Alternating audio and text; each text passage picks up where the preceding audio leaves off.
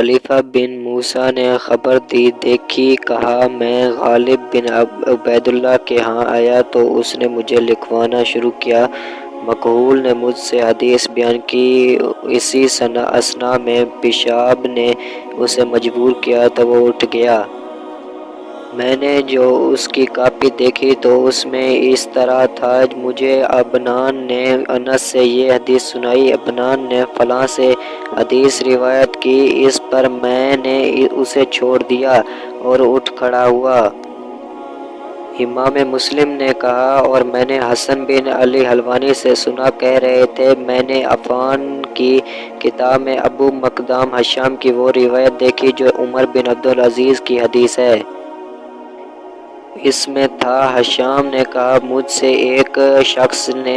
جسے یحییٰ بن فلاں کہا جاتا تھا، محمد بن کعب سے حدیث بیان کی۔ کہا میں نے عفان سے کہا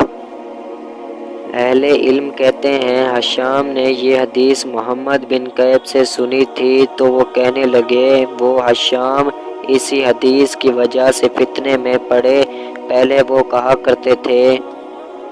مجھے یحییٰ نے محمد بن کعب سے روایت کی، بعد ازاں یہ دعویٰ کر دیا کہ انہوں نے یہ حدیث براہ راست محمد سے سنی ہے۔ مجھے محمد بن عبداللہ بن قہزاز نے حدیث سنائی۔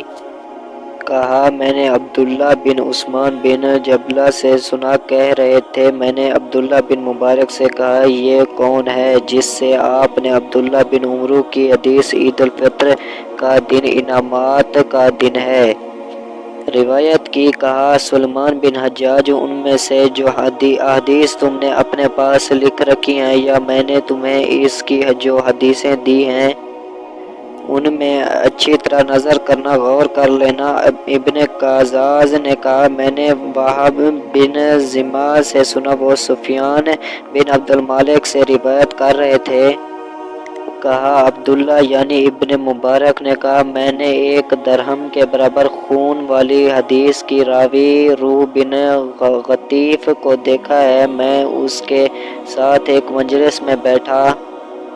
تو میں اپنے ساتھیوں سے شرم محسوس کر رہا تھا کہ وہ مجھے اس سے حدیث بیان کرنے کے ناپسندیدہ ہونے کے باوجود